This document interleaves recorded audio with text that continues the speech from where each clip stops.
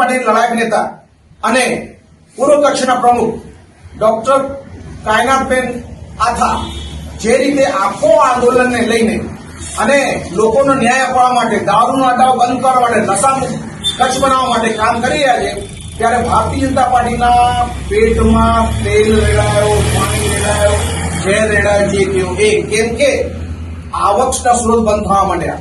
મોટે પાયે 2 નંબરની આવક જેને ભારતીય જનતા પાર્ટી ગુંડા લોકોને સાચવે છે અને ભારતીય જનતા પાર્ટી ખોટા કામ ચાલે છે અને ખોટા આયોજનો ચાલે છે. ધારાસભ્યો ખરીદવા, કાર્યકર્તા ખરીદવા પૈસા ત્યાંથી દારૂના અડ્ડાઓથી આવે છે. જયારે બંધ કરવાની પરિસ્થિતિ ઉભી થઈ ત્યારે ભારતીય જનતા પાર્ટીએ આયોજનબદ્ધ કાવતરું કર્યું. હવે તમને બેકગ્રાઉન્ડ કેસો સમજાવું. ડોક્ટર કાયનાતબેન ઘણા સમયથી નશામુક્ત કચ્છ બનાવવા માટે મહેનત કરી રહ્યા હતા. એના ભાગરૂપે આધોઈમાં પહેલા એક રેડ પાડી હતી, પોલીસ સ્ટેશનમાં એને બધો માલ મુદ્દો આપ્યો હતો, પોલીસે કોઈ કાર્યવાહી કરી નહીં. એના પછી તારીખ 19/1 એસપી ઓફિસમાં જાહેરમાં આવેદન આપીને ગુજરાત પોલીસ સ્ટેશનમાં આપીને લિસ્ટ 25 જગ્યા ગાંધીધામ આજુબાજુ કે દારૂ વેચાઈ ગયો છે એનો લિસ્ટ આપવામાં આવ્યો. એ લિસ્ટ આપવામાં આવ્યું છે ક્યાં ક્યાં દારૂ વેચાય છે. પોલીસે કીધું આ દારૂના અડ્ડાઓ ચાલે છે, આ દારૂના અડ્ડામાં 2 નંબરના દારૂ વેચાય છે. પોલીસ એમાં ક્યારે એક્શન લેશે ત્યારે પોલીસે કીધું હતું કે 10 દિવસના દારૂ અડ્ડા બધા બંધ થઈ જશે, ગારંટી તમને આપું છું. અને એના પછી દારૂનો કોઈ અડ્ડા બંધ ન થવાના કારણે ફરીથી જનતા રેડનું આયોજન કરવામાં આવ્યું. પોલીસને જાણ કરવામાં આવી, જનતા રેડ હવે ચાલુ કરશું. અને એટલે જનતા રેડ કરવા ગયા અમારા કાર્યકર્તા નેતાઓ મળી ગઈ ત્યારે પરિસ્થિતિ એવી થઈ, જનતા રેડમાં ત્યાં કને દારૂ ધંધા કરતા માણસ હતો એ ભાગી ગયો. દારૂના ફોટોગ્રાફ, વિડીયો બધા ઓનલાઈન અવેલેબલ છે અને તમને જોશો તો એની કોપી પણ અમે આપી શકશું. એ આખો આયોજન રેડ થયો ક્યાં ક્યાંથી અમે પોલીસને જાણ કરી. પોલીસની ગાડી આવી, પોલીસે આવીને બધો માલ મુદ્દો જપ્ત કર્યો.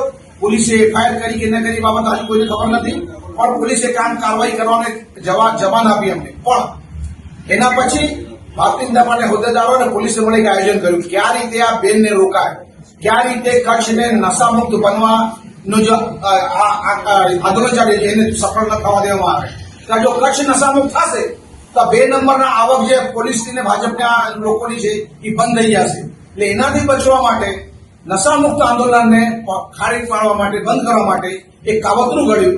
અને આના પછી 2 દિવસ પછી એક આર્ટિફિશિયલ કેસ, નકલી કેસ એટ્રોસિટીનો બનાવવામાં આવ્યો અને કેસમાં બનાવવા પછી એમને એરેસ્ટ કરવામાં આવ્યો.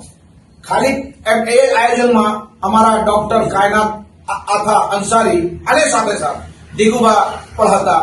એ 2 ઉપરનો કેસ કરવામાં આવ્યો અને અમાનવીય વ્યવહાર સાથે આમ ગળામાં હાથ નાખીને દિગુભાને ઘરથી કાઢીને તો પોલીસ આગળ તો ખેંચીને ધસડીને લઈ ગયા. એને ચપ્પલ ફેરનો સમય આપ્યો. ડોક્ટર કાયનાત અંસારી એના ઘરે હતા. ભાલો જવાબ મને કપડા ચેન્જ કરવા દો, કપડા ચેન્જ કરવા નાઇટ ડ્રેસમાં જ એમને લઈ આવ્યા. તો ક્યાંક ભારતીય જનતા પાર્ટીના ચાલતી આ police Bharatiya Janata police independent રહી નથી, એ ભાજપાના ઇશારે જ કામ કરે છે. કારણ કે આપણે જાણીએ છીએ કે જયારે 8 પાસ છોકરી પાસ ગૃહમંત્રીને આઈએસ ઓફિસર સલામ ઠોકતો હોય તો આઈએસ ની માનસિકતા ક્યાં જઈને ઉભી રહી. આજે જ પરિસ્થિતિ ઉભી થઈ, જેના ભાગરૂપે આજ અહીંયા કને આજ બેન ઉપર કેસ કરવામાં આવ્યો, દિગુભા પર કેસ કરવામાં આવ્યો. આ બોગસ કેસ છે, એની આખી પ્રોસિડિંગ હોય છે જે ડિટેલમાં અમારા એડવોકેટ મિત્ર અહીંયા કને છે એ ટીડી દેવરિયા સાહેબ એ વાત કરશે. એ જ રીતે કેસના એટ્રોસિટી એક્ટમાં શું બાબા સાહેબને લાભ આપ્યો અને શું એનો હક બને છે, એનો કેનો દુરુપયોગ સરકાર કરી રહી છે, એની વાત આપણે દેવરિયા સાહેબ કરીએ. દેવરિયા સાહેબ, જય ભીમ. આજે ગાંધીધામથી આમ આદમી પાર્ટી ના અમારા કાયનાતબેન અંસારીને ખોટી રીતે એટ્રોસિટીનો કલમ લગાડી અને અરેસ્ટ કરવામાં આવ્યું છે. એમાં મોટા ભાગના અમારા ગુજરાતના દલિત સમાજનો જે અમને સ્વાભિમાનથી જીવવા માટેનો જે હક બંધારણમાં દીધો હતો બાબા સાહેબ આંબેડકરે, એનો આ લોકોએ દુરુપયોગ કર્યો છે. હું આખી ગુજરાતના કચ્છની દલિત સમાજને કહું છું કે આ આપણે જે સ્વાભિમાન માટે જીવવા માટેની જે કલમ છે એનો આ પોલીસ દુરુપયોગ કરી અને આમ ખોટી રીતે એનો ઉપયોગ કરી રહી છે. તો બધા આખા કચ્છના અને ગુજરાતના દલિતોને મારું એવું જ કહેવું છે કે આવું બીજી વાર ક્યારે ન બને અને આપણી આ કલમને કોઈ કમજોર કરી ન શકે એવા આ લોકો મુદ્દાઓથી આપણે ક્યાં ભટકાવી ન શકે એના પર ધ્યાન દઈ કરી અને તમે આ ચીજ ઉપર આ ચીજને વખોડવા માટે આગળ આવશો એવી અમારી નમ્ર વિનંતી. જય ભીમ. જે પ્રકારે કાયનાતબેન આતા લડી રહ્યા છે કચ્છ ગુજરાતમાં દારૂબંધીની વિરુદ્ધમાં, અને દારૂબંધીની રેત પાડવામાં આવી તે બાબત તેની વિરુદ્ધમાં એટ્રોસિટી કલમનો જે ઉપયોગ કરવામાં આવ્યો 6 તારીખના બનાવ બન્યો અને 9 તારીખના FRI.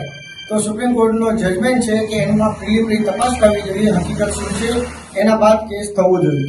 જે કે અહીંયા લાગી રહ્યું છે સત્તા પક્ષ દ્વારા કે કાયનાતબેન અને આમ આદમી પાર્ટીને નીચે પાડવા માટે દરેક પ્રકારના કાવતરા કરી રહ્યું છે.